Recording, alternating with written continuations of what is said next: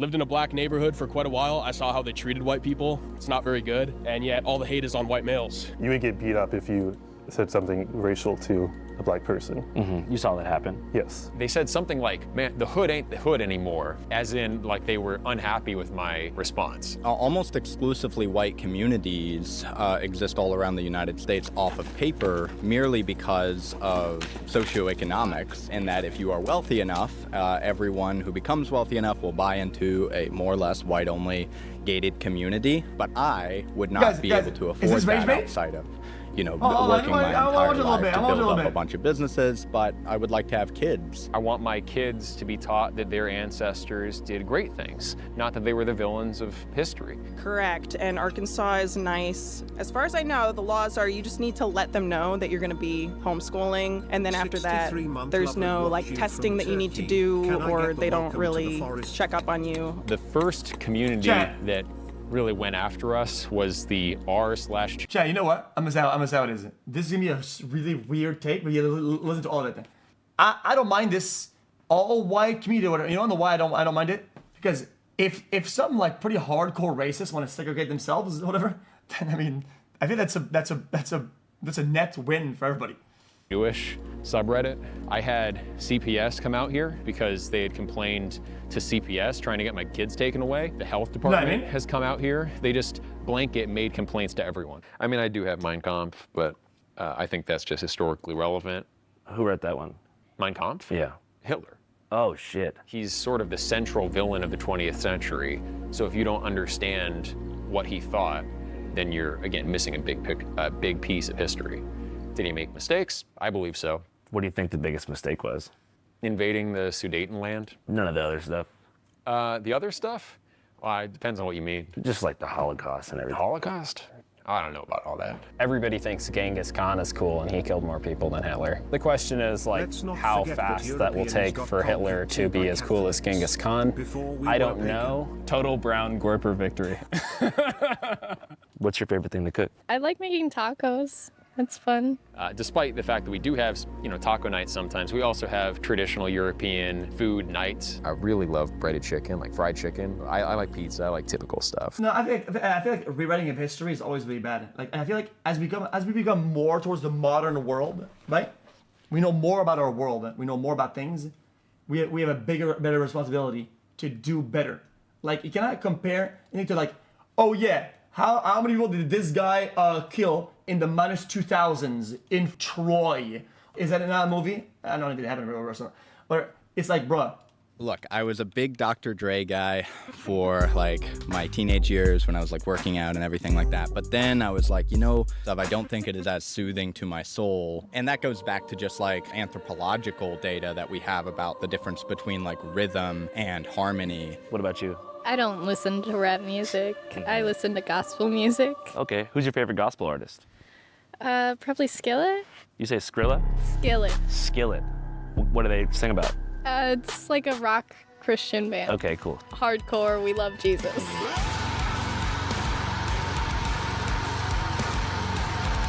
Can Greeks live here? They're European. How about Central Asian Caucasians? They're not European. But the Caucasus Mountains, Caucasian ancestral birthplace, is technically in Central Asia. Is it? Mm-hmm. Some Italian Americans, like in Staten Island, think they're not white. Oh, They say, I'm not white, I'm Italian. Yeah, and that has a lot to do with the historical uses of the term white. For legal reasons, I believe Italians and Irish were actually always considered white. Thank you.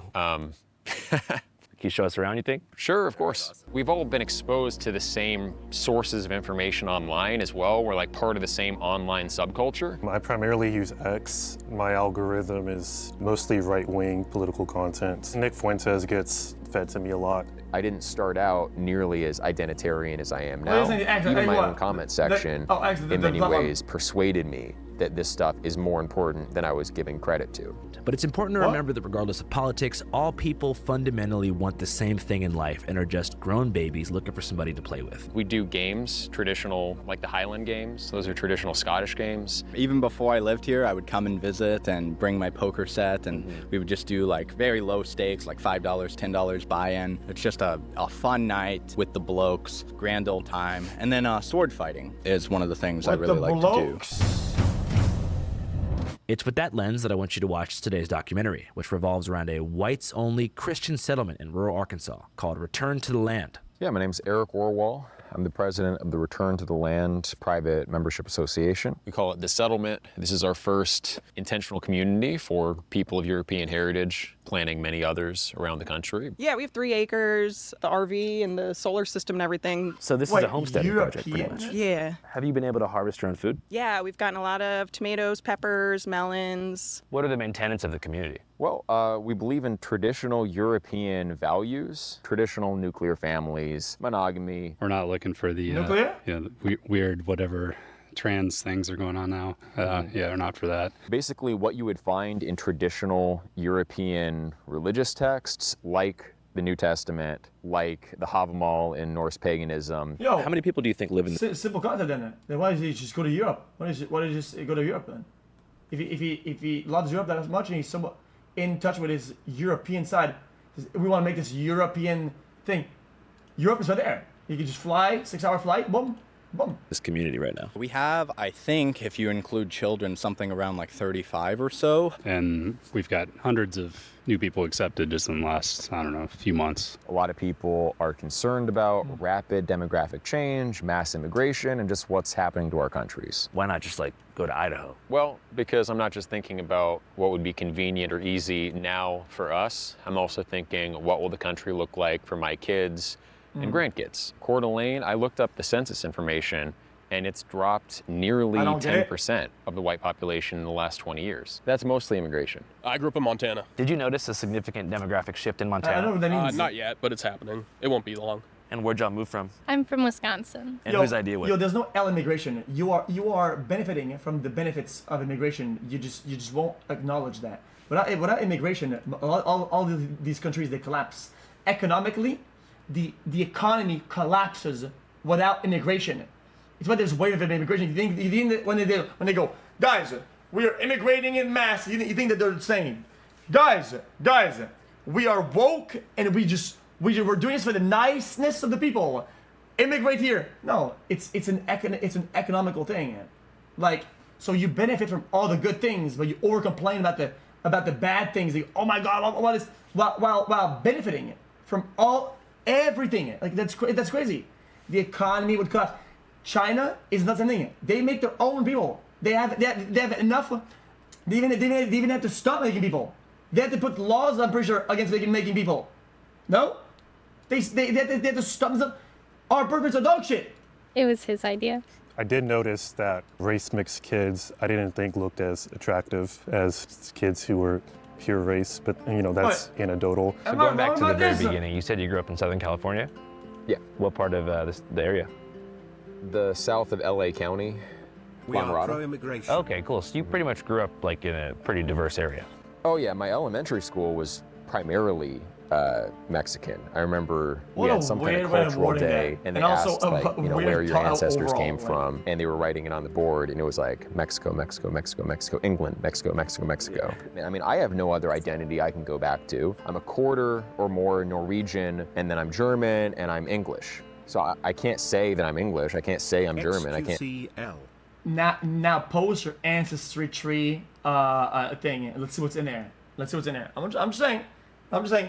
Let's post the percentages and let's see what's in there. Let's see if say I'm Norwegian alone. I'm not even majority any of those things. So the only identity that I have, ethnocultural identity, is as a white American. And I think that's most white Americans actually. It seems like the idea of white people or whiteness that we know today that's referenced by the media or by the Associated Press is a relatively new construction. Like talking to my grandparents who grew up in Philadelphia, you had different sections of town that belonged to different very tight-knit European communities. You had the Irish neighborhoods, German neighborhoods, Italian, Polish. People will say white, right? And then they'll mean it in a ethnic way, and sometimes they'll mean it in a pure more.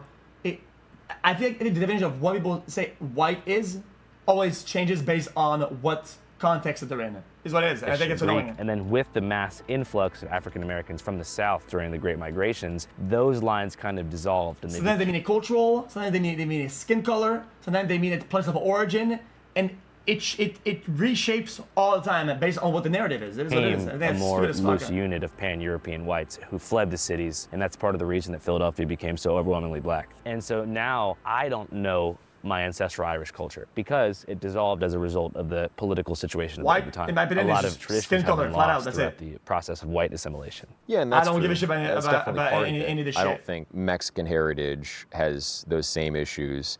Latinos, though, it's interesting. They come from a bunch of different indigenous backgrounds, plus the Spanish influence. Yeah.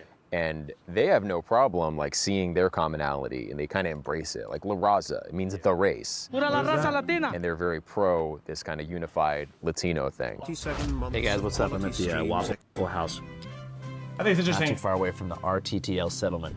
Very different vibe, but I'm happy to be here. Anyways, we were just talking about Mexico and Spanish stuff, so I figured now's a good time to tell you that Channel 5 actually has a second Spanish language channel with all original content. Oh, it was grappling with the lack of ancestral connection during his formative years in LA County. Eric decided to attend a performing arts school in upstate New York. During his schooling, he became infatuated with the works of classical European composers, who gave him a sense of tradition that he finally felt connected to. I went to school at Eastman for French horn performance, so I'm a big fan of, Bruckner and Brahms and Strauss and Mozart and Beethoven, all that stuff. After college, Eric's admiration for the Mozarts of the world morphed into a total obsession with Greek philosophy and ancient European history. Those old European cultures. Today, Europe stuff is still his primary fixation and passion. I personally have a lot of respect for the Dutch. The Mycenaean Greeks were this big force at the end of the Bronze Age. The religious traditions of pagan Europe had valuable things to teach us. All European people are descended from 3 ancestral groups: the Western hunter-gatherers, the steppe herders, and then from the Neolithic if he's so European and he's so everything Europe, whatever, he's in America, isn't he an immigrant? farmers who came from Anatolia around 9000 BC, initially into Greece, and then spreading everywhere else. As a Neoplatonist, I kind of agree with Iamblichus. I like Atlantis research. That's another hobby. You think Atlantis was a real place? 100%. And they were also in Western Europe at various times. Well, I thought you didn't like that. I'm not French. These interests ultimately led Eric into a career in philosophical content creation, beginning with his first videos over 13 years ago. The term philosophy was first coined by Pythagoras. What we might call pleasure and pain, I think more neutrally and generally could be termed positive and negative subjective value. We can talk about that level of egotism as being a kind in its own right. Gradually, from 2016 on, these videos became more politicized, focusing a bit less on Plato and metaphysics and more on a shadowy global elite who uses mind control on the unawoken masses. We can sacrifice, racial purity at a national level if we get cultural and racial integrity at the local level. It's this kind of content that caught the eye of most current RTTL settlers. What? I believe it came across Eric's X account. He has kind of a philosophy channel on YouTube and X. So I found him through philosophical content. I teach courses on Plato and Aristotle online. Through that, heard about Return to the Land. Plato. Became interested. Oh, Plato. RTTL was initially marketed as a positive, community-based regression to a... I thought it was like an online content creator, like Play-Doh, like getting like the putty.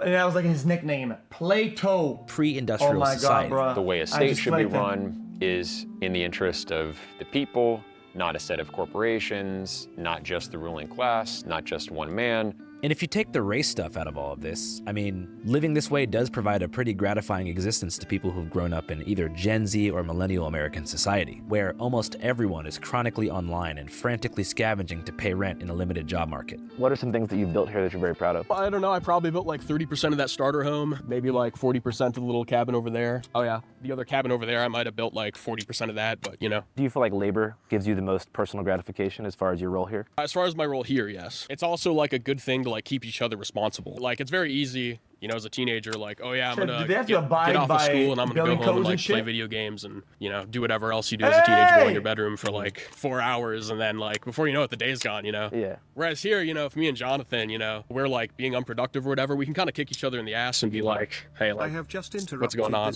What's your favorite thing to do around here? I like to cook. I've cooked for the guys that work here. I don't really have hobbies or anything. She cooks a killer steak. I like being appreciated for my cooking. No almost everyone here at the land, I think, worked on this. You proud of it? Well, it was our first build, so most guys don't have any experience, and we're just learning from YouTube. So YouTube taught you to build a house? Yeah, essentially. We bought it like raw, undeveloped land, so that's been exciting. What's the thing out here that you're most proud of in this homestead project so far? Probably the garden. I feel like David put a lot of work into just getting this ready for us to be here. So I believe that polities should be small in scale to the point where you could conceivably know everyone in the community. I think there should be a diverse set of communities for people to choose from, like the Greek city-states. You know, if you didn't like how Corinth was governed, well, you could move to Athens. Building from the intellectual framework that Eric has created, race seems to almost arise as an unnecessary This guy would love trailer parks, then. He would love that. You go to a trailer park, I mean, small little spots, everybody knows each other. This guy just needs to find a nice trailer park. Flashpoint for a group of people in a virtually all-white area who are primarily concerned with their homesteading project. Yet still, it's brought up constantly. I hate to be that guy, but like I've had a lot of black friends. Okay, top 5 black people. Tommy Sotomayor, Louis Farrakhan, let me think, the Hodge twins, and Jesse Lee Peterson. Black Lives Matter is a far-left, liberal, radical, agitative organization founded by a bunch of black lesbians and homosexuals. And Mr. Peterson, I suggest you get... Okay, one of my best friends ever used to be Puerto Rican. He was a lot of fun, but it's sort of like, you know, you have these big ethnic blocks that are like boulders, right? And you can build a bridge across them and meet in the middle and be friends with someone from another ethnic group, of course, right? But it's very unstable. It doesn't last. What happened with your Puerto Rican friend? Oh, nothing. He just moved away. He moved back to Puerto Rico. Barack Obama, KSI, Kanye West, Martin Luther King, and Speed. No, replace KSI with Drake. I said it. We said? I was a little bit sad, yeah. Damn, that sucks, man. Hey guys, what's up? Communities like the one here in the Ozarks are real-life manifestations of online echo chambers. When people start relying on Facebook groups, message boards, and fringe YouTube channels for information, the digital feedback loop eventually spills into... Barack Obama, Martin Luther King, Michael Jordan, Tiger Woods, Michael Jackson. To the real world. Beliefs get reinforced, outsiders get villainized, and an entire town can start to mirror the same closed-circuit worldview you normally only see online. So naturally, before we put boots on the ground and go inside, we get informed. Michael Jackson was black. He had a skin condition. Shut up. Using what you might ask? Ground News. Ground News is a dope left and here. Get it for yourself. I really believe in what these guys are doing, and I encourage you to check it out. Ground News. All right, back to the Ozarks. My name is Jonathan Malorn. This is Josephine Moore, and we live on the land here at RTTL. Have you guys had any kids yet? No, we're not married yet. Oh, you guys are dating? No, it wasn't done. He didn't do it deliberately. He had a skin condition that made his skin kind of, I think, turn or change, and he did things that deliberately at the end, just to fully get it over with or whatever, right? So that it would be like complete of what it was gonna be. It's not deliberately from the get-go, dumbass. Like, what are you talking about? Yes. Courting. What's courting? Courting is just like dating with more steps. Essentially, we have to be like verified by our supervisors and guardians, people we look up to and respect. What? And they both monitor our relationship and help to advise whether or not we are good for each other. If they decide we are good for each other, then they walk us along and help us to pursue the relationship that would, end in the best outcome, which would be getting married. Okay, and then when the hottest girl comes along, is it, nah, this is not a fit. Nope, bad fit. And then they keep the hottest ones for themselves. And then, come on, bro. And having as many children as possible. For Jonathan, who grew up in a Mennonite colony until he was 6, exiting standard society and courting his future wife in isolation is the only viable option for long-term success in today's dating culture. What is right with the dating culture? Every woman on the internet is more or less advertising herself as sexually accessible. And so if that's what you want to do as a bloke and throw your soul away for a quick goon, it's great dating culture for that. The problem with that is, and we see this demographically and statistically, the birth rate is going down exactly because of the over-accessibility of sex. The marketplace value of sex and monogamy as a whole. Yeah, this guy's just very bottom 1% IQ. He's bottom 1%. It has nothing to do with it. Even if this was a contributing factor, right? It would be in the category of the things that are not the biggest chunk of that. The biggest chunk is the modern day world, the modern life. The modern life, the reality is that you have to lock in and create income. It's been a while. One income is not enough for the family. Not one income. And so when you get with somebody, they have to also work, and then there's less priority on family and on building a future that's family based and children based, because it's not enough money. You die. You cannot survive. How can you think about making a family, getting children, when you can't breathe, you can't eat food? Dumb fuck. What is this guy on about? At an abysmally low level, probably the lowest it's ever been in human history that I've ever studied. And that does not benefit the future generation of our offspring. It does not actually benefit a happy life. People above the age of 40 who are married long-term have significantly happier lives, both male and female. It's a mix, but more what I say than what he says. Yeah. How many you got? Number 5 on the way. Okay, cool. What's the plan for education for the kid? I'm homeschooling. It's going pretty well. I know everything that they need to learn. It's going to be nice being in the community when they get a little older, and I'm going to need help filling in certain subjects. I'm not. Because they're not watching you anymore after your horrible takes. Then why are the birth rates down then? Give me why Obama? Because Obama fucking locked in and kind of popped off. If you really zoom out and think about it, the amount of lock-in required for him to be president is insane. Is absolutely insane. Comfortable with. That's another reason I'm glad to have the community, because I don't necessarily want to sift through every piece of history to know what's acceptable to teach the kids or not. And that does a lot the for guys black people in general. I'm not overwhelmed by the evidence for the exact official narrative, like it was precisely 6 million. You know, there's Black Wall Street. Back in the era of segregation, there are examples of prosperous black communities. Black Wall Street. Last burned one. Down. Imagine thinking about the idea, right?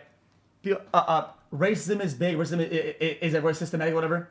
And you use a black person, you say, "Oh, if you had any doubts about whether you can make it in the world or if things are going to push you down, somebody as a black person made it to president, which is rank 1. That is the rank 1.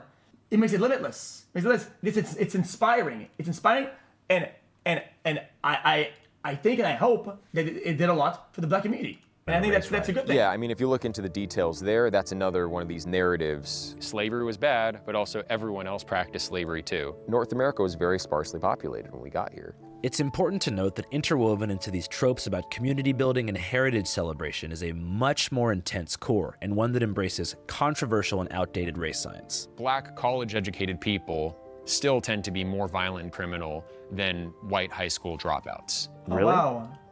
So? Yeah, the average IQ in some parts of sub-Saharan Africa is under 75, which is considered mentally disabled. East Asians have measurably a higher average IQ than Europeans, and they're less criminal, and they're more prosperous. So you're saying Asians are smarter than us? Yes, on average. Yeah. Like every Japanese person I've met, or like Korean, seems really smart, but I've met some Chinese people where... Background, growing up, what were your parents like?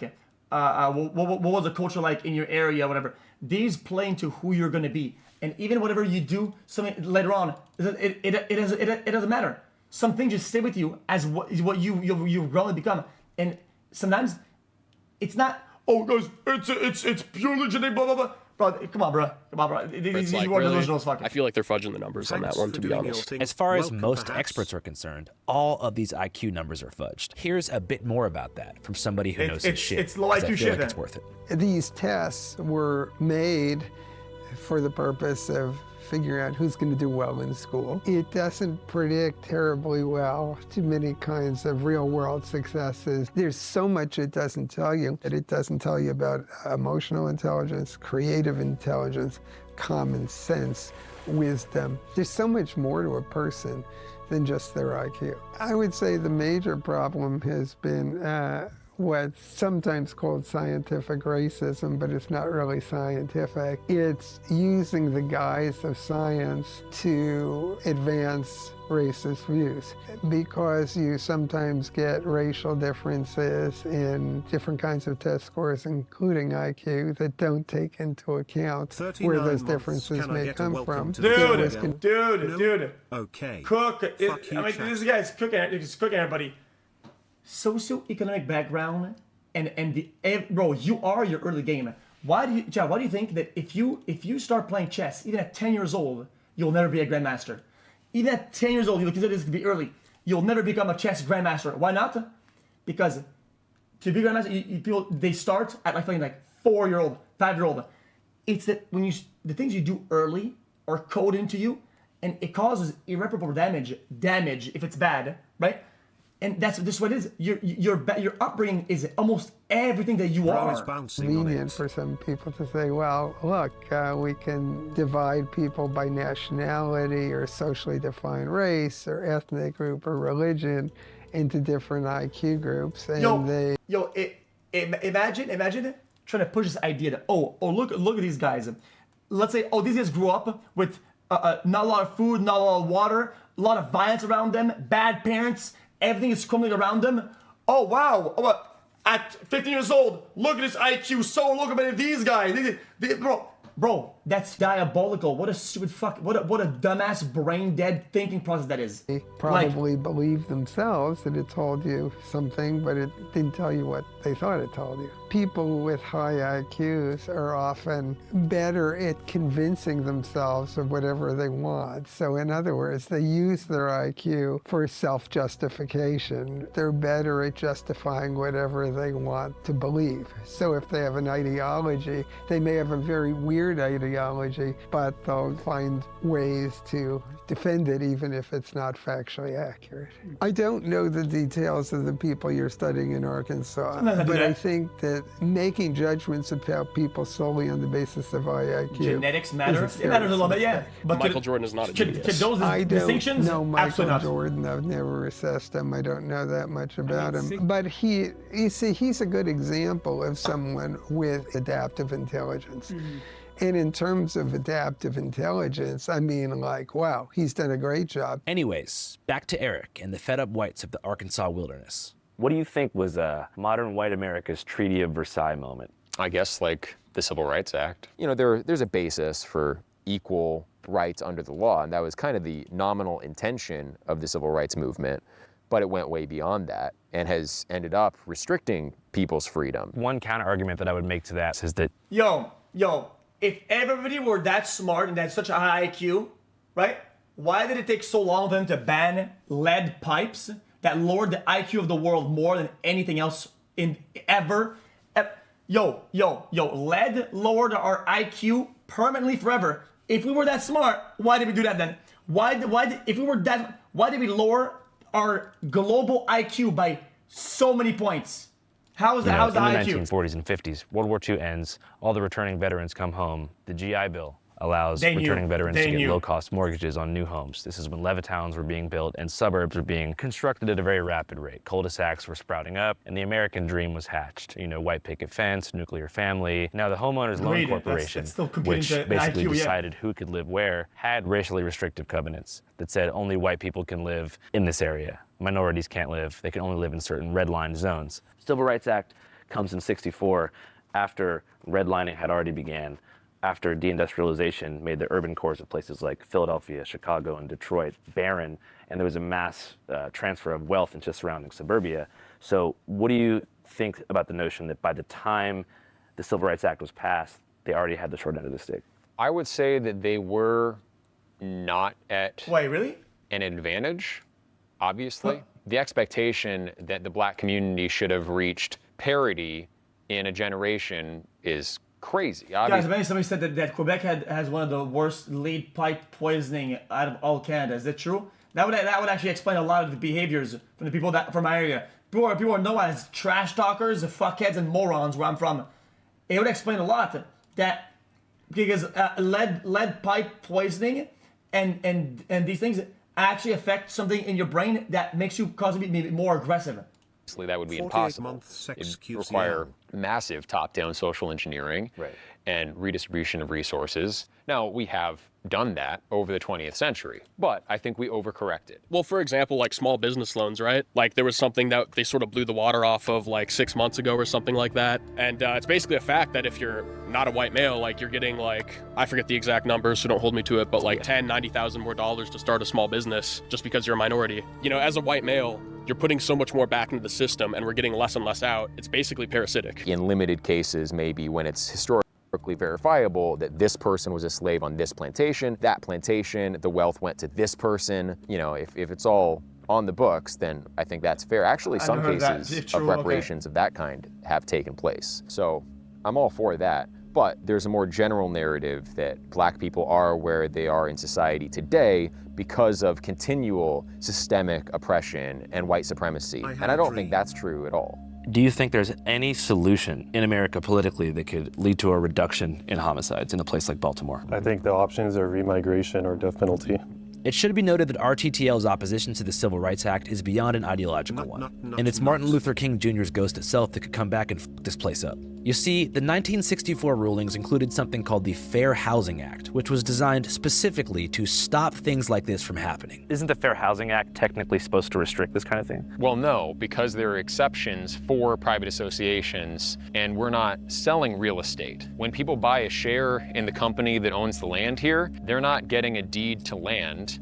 They're getting the right to homestead in our community. All the initial LLC members, they paid the real estate company directly through the escrow agent. Unlike a residential development, which is owned by a real estate company that must follow fair housing guidelines, RTTL is an LLC, a limited liability corporation, technically operating on a commercial property that was once owned and zoned by a logging company. So the settlers there are actually partners in the company who must apply with the board to be shareholders. So you basically buy stock in a company, and then that in turn gives you usage rights for the land. Right, shares in a private company. And company boards can refuse the sale of shares to whoever they want. They're not explicitly legally required to give a reason why. You see what they did? I mean, obviously, European heritage is very important to us, and you'd be surprised, really, by the number of people that, despite knowing that, they'll get through the interview. I've asked them about their ethnic background, and then they mention, oh yeah, but I have a Colombian wife. It's like that kind of thing. It's kind of contrary to our values as an association. What if the Colombian wife is like 100% Spanish-blooded? Well, then it's probably fine. How much did that first share cost? About $6K. It's pretty low. I think that was for about like 3% share in the LLC. How much do you think it cost you overall to get to this current point? Oh, not too much compared to like a normal house. And how close do you feel like you are to true self-sufficiency where you wouldn't technically have to leave? Pretty far away from that. It's a good goal. This is our first year really here, so let's just like adding one piece at a time. You could build a small cabin or have a building delivered for $5,000 to $10,000. So that plus the cost of the share itself, you could really reasonably get started with about $50,000. You could hear a pin drop from a mile away. These roads, or do you kind of like the rugged Appalachian feel? No, I mean, one day if we could pave all these roads, it would be awesome. Yeah. But Orania in South Africa, they have 3,000 people. They bought an already existing town. I was just joking. You know, and then developed from there. And even they still have dirt roads. Okay, imagine a world chat where, see that over there? Town. You have those, right? But this is a nuclear reactor. And all the power is generated from that nuclear reactor. Let's say you were to be able to make a nuclear reactor that small so that we don't need any more power bullshit. We're gonna just have this local reactor. You know, and then develop from there. And even they still have dirt roads. So it's gonna be quite a while before we get these paved. It should come as no surprise at all that they chose Arkansas for this project. It's a red state with low government oversight and a bunch of its own problems. Plus, the settlement is ungodly far from any population centers. It's hard to explain just how in the sticks this place truly is. The closest town is called Hardy, over 20 minutes away by car, and home to less than 1,000 people, only one of whom is black. The locals didn't really have an issue with us. We've had good relations with most of our neighbors from the start. There's a lot of people out here that, I guess, live and let live, you could say, which I appreciate that. Still though, despite the lack of local pushback, there is some concern that with this national news media attention, legal trouble could be imminent. Potentially, the biggest hurdle is the legal hurdle. There's going to be a lot of legal challenges, I think, to go through with this sort of thing. We've not been sued or fined yet, but we do expect that. People have made complaints to government departments. We've had requests for information from government departments. Yo, so just let them do their thing, man. What do people want? Do they want these guys to go back to Maine, go back in the cities and talk like that and do all that, like and be rude and racist to everybody else? Like, brother, let them do their thing, investigations are happening, and we'll have to wait months to really find out. Even with potential legal complications on the horizon, most people there feel like it's worth it. On the settlement, there's a tinge of nihilism in the air. most people feel like the country at large is doomed. I don't think that there's like good political solutions for it now. I mean, that's why I'm here, right? I think actually like people being present and like putting in the labor, kind of like I'm doing, not to toot my own horn too much, but like every single day, and living in a lifestyle that's more conductive to community is probably going to be the way forward. So do you see places like this, return to the land settlements, sprouting up across the country as a potential way to actually counter the demographic shift? I don't think it will counter the demographic shift as a whole. I think it will provide safe places for my kids and grandkids to grow up valuing their culture, and that's what I'm going for. You know, that's my goal. I think the solution looks something like what we're doing here. I think that's probably the best course of action. I think the best we can hope for with politics is just to be left alone. I don't think realistically with the electoral maps we're looking at right now, there's ever going to be Uber-based gets elected. Nick Fuentes actually could probably do a pivot which I think he's already kind of doing, where he focuses less on the race question, more on Israel, and gets a broader coalition for electoral politics, so it's possible. Man, the delusion, it runs deep. I don't think it's going to be like the next Führer or anything. And right now there are several communities being organized. One of the things I've been up to lately is getting ready to go to all those sites where there are groups of people who want to do this and help them get organized, help them, decide who their board of managers will be for their companies that'll own their land. So yeah. I left the settlement confused and guys, under that same pretext, that's how you see statistics, that's how you think about change and influence, then you would say that fucking Hassan owns the fucking world for the liberals in the left. Like, if you just compare just sheer size, sheer analytics, then Hassan is the president then. Like, no, that doesn't make any sense at all. Honestly, a bit sad. I mean, I know there's been problems and stuff, but it felt like shit was kind of all good not that long ago. Well, Hassan the thinks fact that people nowadays will go to such lengths to feel seen and heard is a symptom of a far greater social ill than meets the naked eye through this video. The American experiment is beginning to crack in new ways, and armies of the confused are shaping and writing the narrative. If I live a long and healthy life, I truly wonder how things will look when I'm 80 years old, and if I'll be equipped to explain to the youth of the future where and how we went wrong, or if we were ever right in the first place. I guess time will tell. That was interesting.